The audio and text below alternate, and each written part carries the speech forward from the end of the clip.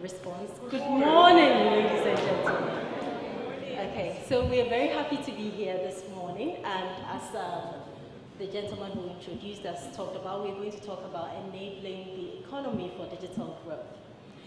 So, when we talk about enabling the economy for digital growth, what do we mean? The World Economic Forum conducted an ICT survey in 2016 that looked at the digital readiness of most economies in Ghana, in Africa. So they looked at, actually, it wasn't just Africa, it was in the world. So they looked at 135 countries, surveyed 135 countries, and out of the 135 countries, Ghana came 102. They looked at different categories such as infrastructure, they looked at the political and business environment, they looked at skill set, they looked at accessibility and affordability to technology. Now, if we bring this conversation home, the Honorable Minister of Trade, when he was talking about how the government is really focused on the industrial transformation of Ghana, helping us to propel it towards an economy beyond aid. So, when we talk about an economy beyond aid, definitely you can't move to an economy beyond aid if you're still in the old era and you're not thinking about digitization. So if you look at what the government is doing recently, we can talk about the interoperability platform that was created recently that is really helping the mobile money environment. We can also talk about the national ID card that has been launched. We can talk about the paperless projects that we are running at the port, and also the land registration transformation that we currently have. So it's very obvious and very evident that the government is very interested about digitization of the economy. But there's still some pertinent questions that comes to mind when we talk about digitization of the economy. We think, is the government just shooting from the hip, or they actually have a roadmap that they are working with? Do we have the right skills? Do we have the right infrastructure? What are we doing with data and all that? So this morning, we are very privileged to have with us a distinguished panel made up of three very distinguished members. We have Kemi, who is the visa rep for the Vice President for Visa for West Africa. We have Mr. Jewu, who is the Acting Director General for NITA, who is replacing the Honorable Minister of Communications, who couldn't be here today. And of course, last but not the least, is Takrim El Tahami, who is the IBM Middle East and Africa General Manager. So without much ado, I'd like to go straight to the first question, and that goes to Mr. Jewu. So my question to you, Mr. Jewu, is that we talk about digitization of the economy, and the government is doing a lot. Do you actually have a roadmap you're working with? And what are some of the things that you're doing to enable the environment for digital growth? Good afternoon, participants, if I can call you that. The answer is yes, we do. Ghana was one of the first countries in Sub-Sahara to really liberalize its telecom environment. And we see the telecommunications environment as the foundation to digitization efforts. We've had an ICT for accelerated development policy in place since I think about 2004 thereabouts, and telecoms policy as well. And we are actually, as government right now, working on updating those two policies. So we are working on a digital policy and strategy, and then also looking at as part of that, our cybersecurity policy, which is already in place, and we are working on revamping that and a new strategy, because of protection and all those things. We also have the legislative environment which was created. So we have the Electronic Communications Act, which is, proved the test of time. Our Electronic Transactions Act, which basically enabled the whole digital environment, gave the equal recognition to electronic information and transmission and data as paper in courts of law. And then we also have the Data Protection Act. And all these have been put in place since 2008. So the environment, the supporting and enabling environment in terms of policy and legislation is in place. Like I said, we are working on upgrading the policies because they've been there for a while. And we also have a partnership or working through a project we're doing with the World Bank, the e-Transform project, which is also rolling out environments and systems which will enable business and government to improve on its digitization effort. Some of those things are like a new cloud strategy, the G-Cloud strategy. We've actually just finished work on that, and we are just moving to the next stage where we'll make that public and also build the infrastructure for the cloud environment.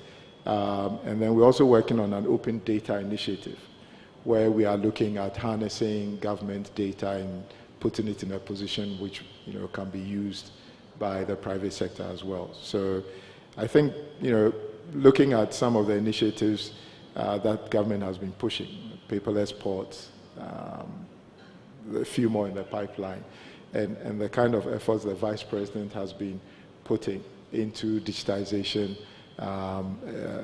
within Ghana, the national ID, the digital addressing, those we see as basic, foundations that need to be in place for leveraging the digitization effort. That's great. So Kemi, that leads me to my next question. Mr. Jewu has given us what the government is doing in terms of the regulations they have in place. Can you tell us a little bit about the infrastructure? Do you think that we actually have the right infrastructure that is enabling digital growth in Ghana? So that's a great question, and good morning again, good afternoon, good morning to everyone. It's great to be here. It was really heartwarming just listening to the speaker on the policies the government is driving. Now, when we look at the digital economy and trying to drive that space, one thing is significant. It's one economy that if we definitely want to see a transformation of a country's society and economy generally, it's the area that we need to look at. We definitely need to invest heavily in infrastructure in that space. Now, is this something that the Ghana government needs to do by itself? Well, I don't think so. I think that it's the private sector that will drive that space. I'm of the opinion that what the government needs to do to ensure that that infrastructure will happen is around policy. So it's heartwarming knowing that policy is being done, but what goes into that policy matters. So what are the fundamental things? One of the areas that would ensure that you continue to have investors, putting in, investing heavily in infrastructure within the digital economy is around thinking, looking at what's the ease of doing business. So that's one. What are those policies that are put in? So I'll go back a bit. When you think about the digital economy versus the traditional economy, now you would agree with me, for those in that space, that you see a lot of change. The growth and pace of which change happens is rapid. Now, what that means is, even if you put in infrastructure today, in 2 years, it's probably old. Now, that's so different from listening to the railway guys and the other guys and talking about how much you can put in, and maybe 10 years is still relevant. Now, which is one of the reasons why it's the private sector that needs to invest in that space, because it's not sustainable. Now, how easy is it for me as an investor? I come into Ghana. If it needs to take me 12 months to set up to get the right licenses, now, after 12 months, maybe that technology I was planning to put in is already old. Now, those are some of the things we need to look at. Now, when we think about the policies that we need to put in as well, we need to think about competition. Usually, and I'm not saying this is in Ghana generally, but African governments are always thinking about how do we ensure price is down. I think that the focus should be how do we drive competition, because the minute there is a level playing field, then competition will come in and price will go down. Now, those are some of the fundamental things that we need to ensure that we, have in the policy, and we'll start to see the growth. Now, it's lovely to know that, yes, government is already trying to lead by example. So because that's also one area that is very important. So when we look at stimulating the growth in that space, so we're beginning to see those examples around the cashless systems and the customs. So the government is already trying to stimulate that growth, and those are certainly one of the areas that would be, ensure that we continue to see the growth and drive. So back to the question on infrastructure, I'm of the opinion that it's the private sector that will drive it, but we need to ensure that the policies are there to ensure that the private sectors continue to invest in the economy. So I'll just go back to the question again and just ask you this. So do you believe that looking at the economy right now, we do have the right infrastructure? I would say that there is room for growth. There's room for growth, definitely. Right. We're taking baby steps, but there's definitely room for growth. And I guess with more collaboration with government, which at Visa, for instance, and I know IBM and a lot of other companies have started, we'll get there. Okay, that's great to know. So my next question to Cream is, you have a business here in Ghana, and you know about the skill set that is needed for digital growth and all that. Do you believe that in Ghana we do have the right skill set to propel us towards a digital economy? So first, good afternoon, and thank you for being here and for the invitation. Let me start by saying that skills are the most important element of the digital transformation, or the digital, if we may call it, revolution that is happening right now. So the digital transformation is happening because there is lots of data that is available and people can use it. There is technology and infrastructure that is available and reliable. Of course, it differs from a country to the other. And then there are kids coming out of schools who are not afraid to learn new things and use technology. And this is what's driving the boom that we see right now, which is also creating big disruption in all industries, not only in the information technology industry, but in all industries like banks, like telcos, and even in government. The important thing is skills drove this digital revolution, but at the same time, they are a critical success factor for the success of the digital revolution. So you need people to get the benefit out of the data and out of the technology that is available. And what is different these days is the value you can extract from data and from this digital revolution is exponential, not linear anymore, right? So you need so many people in a very little time. So things around, or skills around how to use data, around analytics, around artificial intelligence, around cloud, all the tools that are on the cloud, around security, because you will need to protect everything if everything is going to be digital. These things are becoming very important, and they should be mastered by students and by young people as they know how to read and write, or as I jokingly say, how to know the multiplication table. They need to know how to use these technologies. So the thing, you need to start from the beginning. You need to work with schools. You need to work with universities. Now, are we there yet? We're not. Not in Ghana, not in many countries in Africa, and also in many countries in the world. But the important thing is that we need to realize, and we need to realize that this is a fact, and we need to start doing this.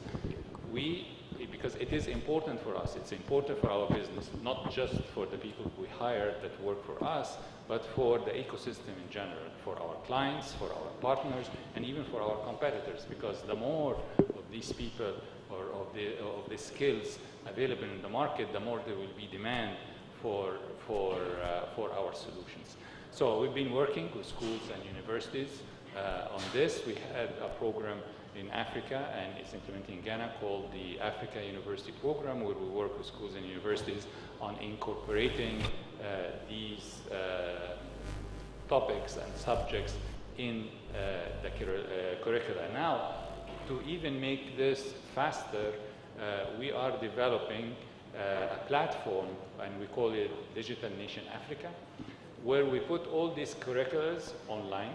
It's for free on the net, where students and people interested can join, and they can start taking the curricula, studying, taking the exams, taking the certifications, and it is organized by jobs. So you want data scientist, so I want to be a data scientist. How can I be a data scientist in 12 months? How can I be a data scientist in 8 months, in 18 months? How can I be a security administrator? How can I be an architect on cloud?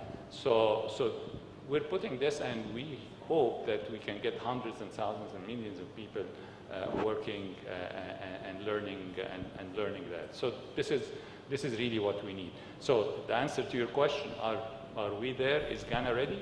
I think Ghana has started. I was at one of the banks yesterday. I found half the people wearing T-shirts calling digital transformation. So they have it's a good start. People are realizing this.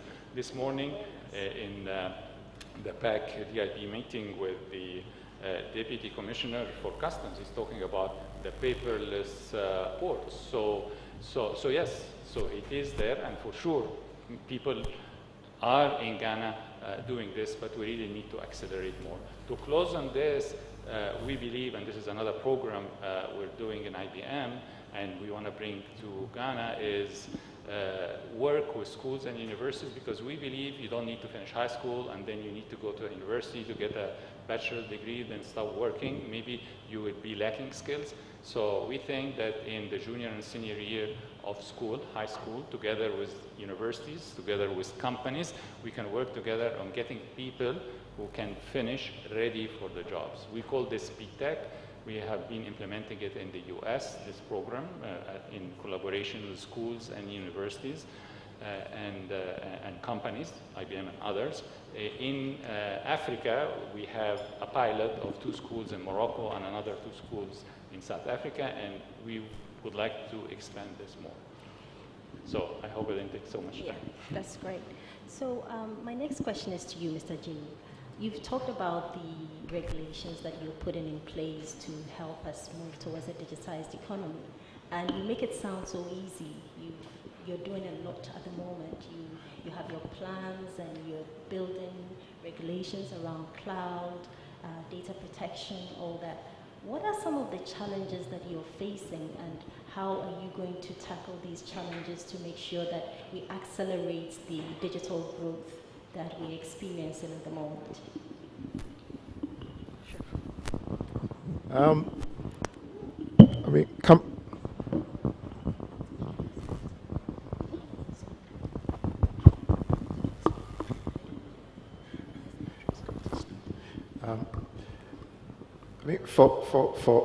From government's point of view, one of the key challenges is not to leave, a majority of the population behind as we go forward with this digitization effort. It's very easy to, go down this, new technology and forget that we do have a whole set, probably the majority of our population, despite the urban, movement by people, that a lot of these people are still in the, rural areas that we have to ensure are also brought along or carried along during this digitization effort. So that's a challenge and something that we have to make sure we do.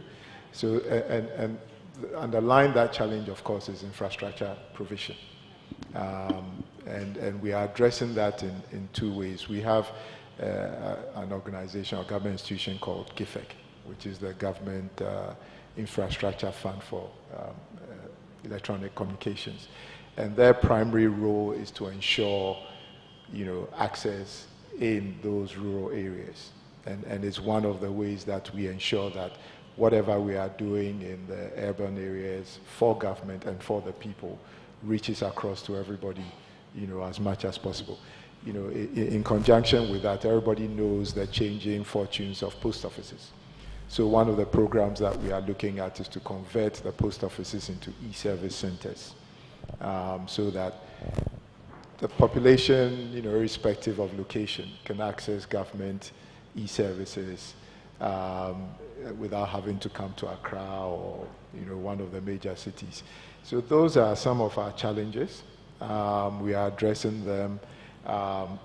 through implementations and our strategy. One of the big conversations right now is that government is rolling out systems such as GIFMIS, which is the government financial information system.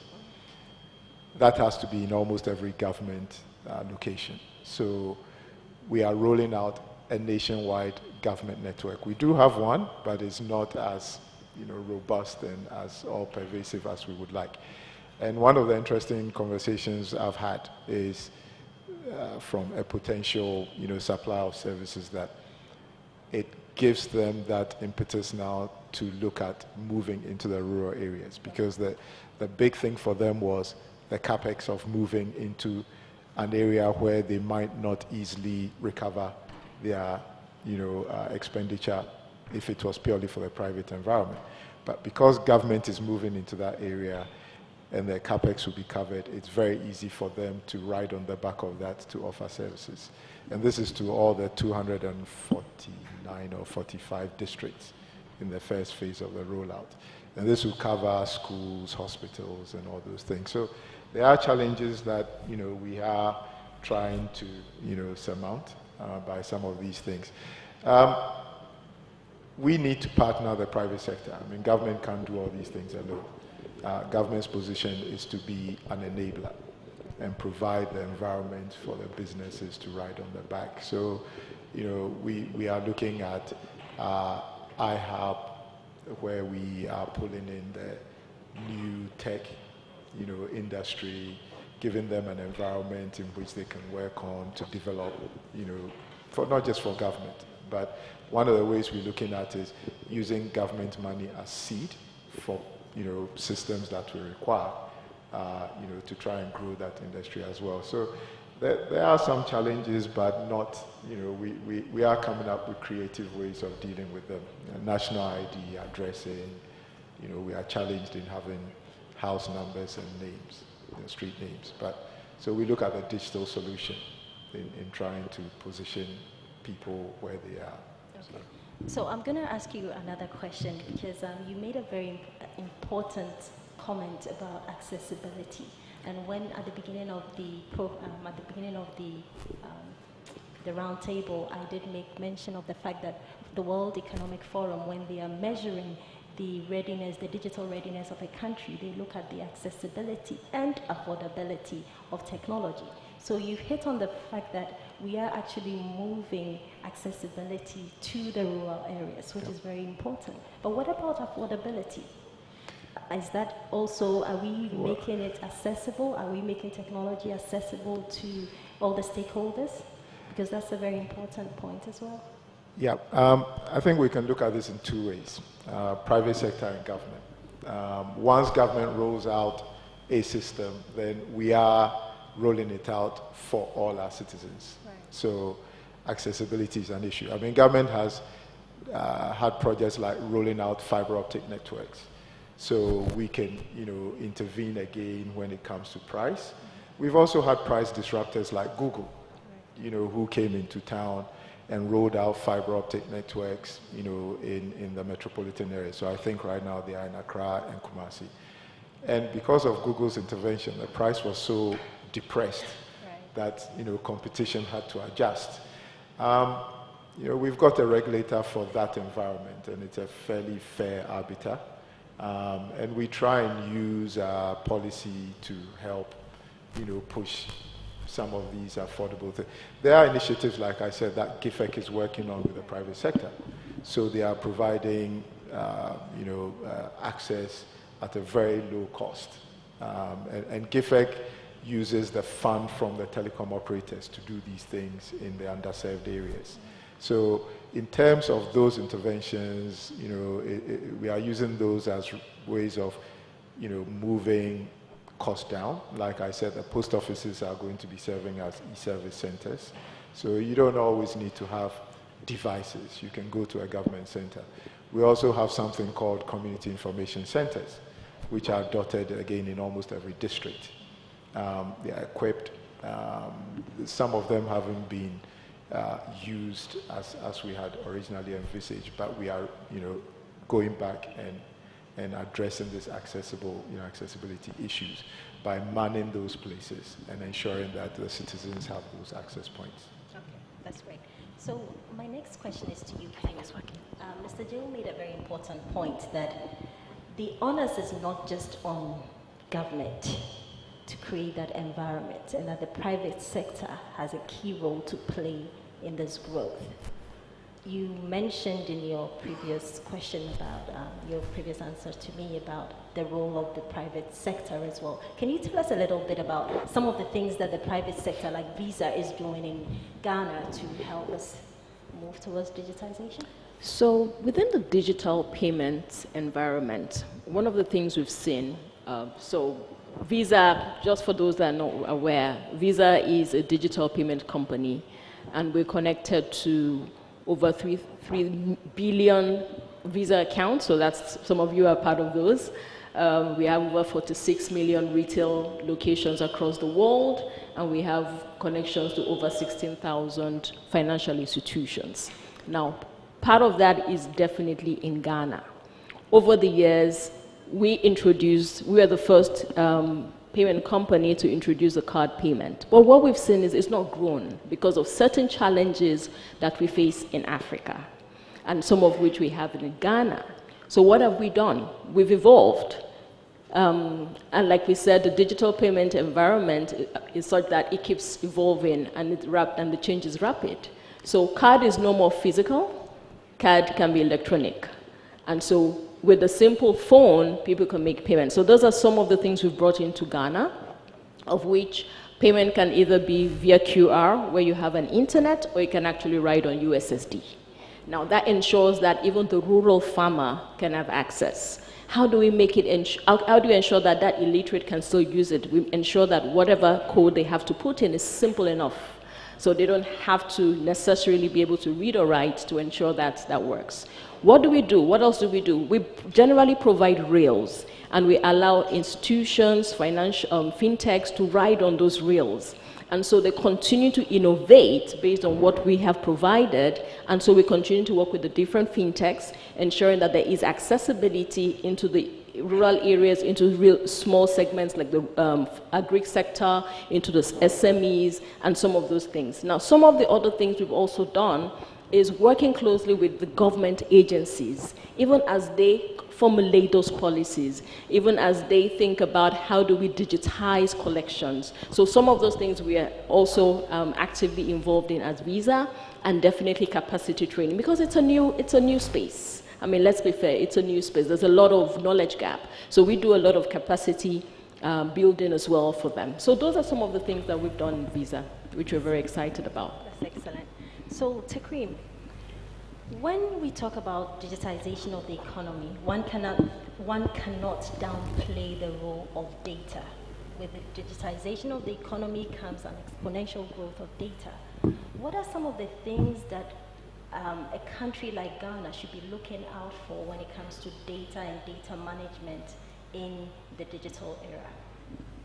So again, it's another great question, because as I said, data is really behind everything. So we talk about skills and we talk about infrastructure, but what is happening is the value you can extract from data. And it's very safe to say that the new natural resource now is data. You know, it is as important as oil and other things before. And there is so much value to be taken out of data. Now, since it is an important natural resource, it is very important that it is protected. And there is lots of work that is happening right now. We're not there yet again, but we are helping organizations and governments, and there are guiding principles around taking care of data, managing data, and protecting data. So new rules and need to be there to ensure the data is safe. When you are doing this, you need to take care that you're not inhibiting innovation, and you're still allowing the owners of data to realize the value, but at the same time, you're protecting the privacy of the data. So these factors are extremely important. Also, there are so many organizations who are collecting data, And we believe, on a guiding principle in what we're doing with organizations, that the organization that collect, store, and manage data, they need to handle this with responsibility. Another element that is extremely important, there are the analytics tools, and we talked about artificial intelligence. So the way you educate the systems of artificial intelligence in handling data is extremely important, because it will come out with results that people will use. So we're helping put the rules and the guidelines that it has to be clear how the conclusion was deduced. What did you teach the system to do with the data? This is extremely important, because you can use artificial intelligence on data to do good things, but you can also do bad things with artificial intelligence. So there need to be rules around that. And we are, again, working with governments, organizations, and clients, and so on formalizing this. And about data, you saw GDPR when it was launched. Again, this is an important step for the European business. Then the last thing is the security around how to protect it from cyber attacks and so on. And here, we believe it is extremely important that private companies, public companies, governments, universities, individuals, they really need to be working together and sharing information, because the cyber attacks are happening every second, and they're getting better and better. So we need to have also rules and regulation in encouraging the collaborations between the different entities on how to protect the data physically. So this is, again, a very important, the data privacy, data security. This is extremely important. Lots of work is being done, and I'm sure that we will see lots of progress coming, and we are committed, again, to advising and helping organizations and governments on how to manage this. Thank you. I think we've run out of time. I've just been told that we only have 5 minutes left. So my last question to conclude will go to you, Mr. Jim. And I wanted you to tell us, if we are to come back here in a year's time, where do you see Ghana on the digital journey? Do you think that we would have moved from 102 position to the 5th position? What are your plans for us? We only have 5 minutes, so I'll do this very quickly. Sometimes these indicators are also based on the fact that there wasn't a proper response, so they substitute it with whatever information they have. So it might well be that we are probably higher than the 102 just because we submitted results. But on that note, looking at the initiatives that government is pushing, and at the level at which we are, is being driven, the vice president's level, the minister's level, I think in a year's time we will be very, very far advanced. I'm sure most of you came through the airport. We have a whole new immigration system being rolled out. We've got a legacy thing borrowed from the Americans. We need to do our own for our own reasons, our data protection. Open data that my colleague panelists talk about. It was just yesterday I had a meeting about how we are going to push out data into the private environment so that we can share government information. The initiatives are huge. There's an e-justice system which is being used for the first full week last week. Right. So lawyers can submit, monitor their cases online. Clients can look at their cases. The whole judiciary environment is being digitized. A lot of those, I can just run through, but you are going to find Ghana at a pretty advanced stage in a year's time, and I say that quite confidently. That's great to know. That's great to know. Very last question. You said you have a digital roadmap. Okay. At what point are you planning on sharing this with everyone who's interested in knowing what the digital roadmap is? Well, the digital roadmap, we have just initiated the process of upgrading our ICT for AD, the digital roadmap, and it's going to be a totally open, consultative process, interacting with stakeholders. So we are not, we may have our vision as a government, but it's something that we need to carry everybody along with. So it's going to be a very open process. I would say within the next 2 to 3 months, you will hear about that roadmap, moving along, including the open data and those sorts of initiatives. So. Thank you, ladies and gentlemen. Thank you very much for spending the afternoon with us. So I think at this point we'd like to open up for Q&A. If anyone has questions for the panelists.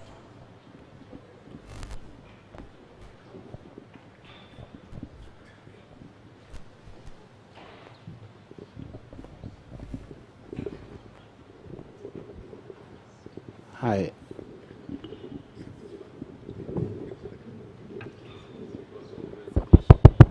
Hello. My name is Tom Chris. My company is called Stars from All Nations. We work with young entrepreneurs and entry-level job seekers. I'm very fascinated by the gentleman's submission where he mentioned that they work with schools in digitizing curriculums and stuff like that. I'm wondering, what are the challenges you've discovered and how have you been able to solve it? Per the fact that internet course becomes a solution, a problem when you try to deliver some of these solutions to particularly students who might not have a lot of money to access the internet.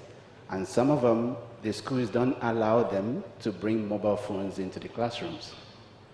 How do you solve such challenges? And what has been your success in that direction? Thank you.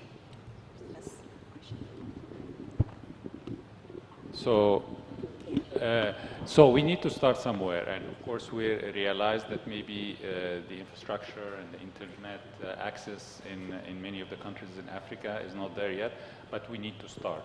And the step we're taking to facilitate this is to put like sort of centers in schools and universities. So we're offering to the schools and universities in the several countries and several cities where they have local hubs there. So at least the students can go to a place where they can have a local access or an easier access or a cheaper access to the internet, so they can use the digitized curricula and so on. But you know, we understand that this is a challenge, but we have to start somewhere. And you know, the intermediate or the solution that we have right now is create as much as possible distributed hubs in schools and universities where the students can have access to this. I think Mr. Jigo wants to add to what you just said. Just to add to what has been said, I mentioned the project where government is rolling out a government network. And when I say that, it's not restricted to just government offices.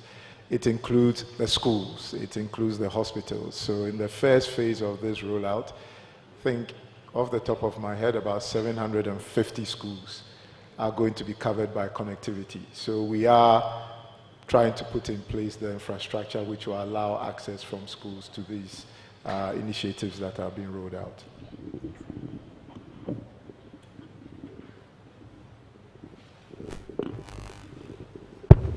Good morning. Hi, my name is Ekene Misiche. I work with the Corporate Council in Africa and also the U.S. Chamber of Commerce.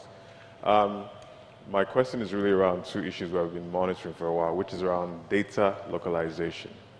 So I want to hear your thoughts on data localization as it involves most companies having to insist on national interests and not data being housed in the West or the East. And then two, it's really more a question for maybe Visa and also IBM. With the future of technology and mobile money payments, most people are not having to use their Visa cards. I mean, I can transfer money from myself to anybody on the panel without having to go to Visa or any of the other companies. So I'm just curious to know what companies like Visa plan to do with emerging fintechs across Africa, especially here in Ghana, and what IBM is also doing along the lines of supporting fintechs in Africa. Thank you. Okay. So there are a couple of questions from him. I think the first one is localization of data. So Mr. Jigo, if you could take that, and then the other two questions, IBM and Visa will take those questions. The issue of data, just a little history. I mean, I think Ghana was probably the second country to pass a Data Protection Act in Africa. With the whole digitization effort, we saw the necessity for protecting the information, the personal information of people. So that act was put in place. Now, it's not very dissimilar to what the EU has. The EU has revamped it to the GDPR, but they also had the same. Just to simplify it, let's take the US, for example. The US have other laws that they use to protect information, but they also have the right to information as part of their constitutional right. So looking at data in Ghana, so long as you can protect the data of the personal information of people, then you are operating under the law. So you may be able to house your information in Europe, which has the same, which will protect the rights of a Ghanaian, the personal data of a Ghanaian, as they would had they been in Ghana, and it's vice versa. But in terms of, like I said, we are looking at this open data initiative to open out data. There's been challenges, even within government. I'll give you an anecdotal evidence of this. So Registrar Generals registers companies. The Ghana Investment Promotion Center looks at investments within Ghana, which include foreign companies and foreigners. So they need to talk to the Registrar Generals to find out, what foreign companies and foreigners are doing. So, one person says, well, you have to pay for that data. And this is just within the same government. So there are challenges, and we are looking at policies that will deal with some of these challenges. So. Okay, so you did ask the question around the change we're seeing in the payment space. So from Visa perspective, like I said earlier, we are not a card company, we're a digital payment company. And as it is, even our payment has evolved into different forms. So by 2020, 20 billion devices will be interconnected. What that means is that payment will be on the go without you knowing. We are already beginning to position ourselves in that space. So just some weeks ago, there was a report in the UK saying that for the first time, cash has actually, card payment has overtaken cash. Now, that is because of the introduction of contactless cards. Now, those are some of the things that we're already bringing into the market and working closely with government to ensure that this can be rolled out in the market as quickly as possible. For us, what we see is the fact that there's still a lot of cash out there. There's still concerns around financial inclusion. How do we bring them in? And that we're working closely with the government to establish it in Ghana. I think his question also was about what are you doing to help fintechs? Oh, with fintechs. So with Visa, we collaborate with everyone. That's one thing, that's our pride.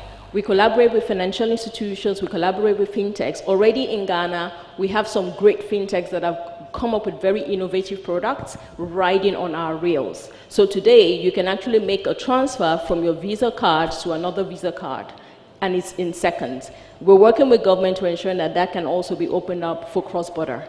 So those are some of the things that we're doing with fintechs, and it's just one of those. We are already engaging with fintechs around the agri space, we're engaging with fintechs around inventory, we're engaging with fintechs around a lot of other things that they're trying to solve for the pain points that we see our consumers and merchants facing, and then just riding on the rails of Visa.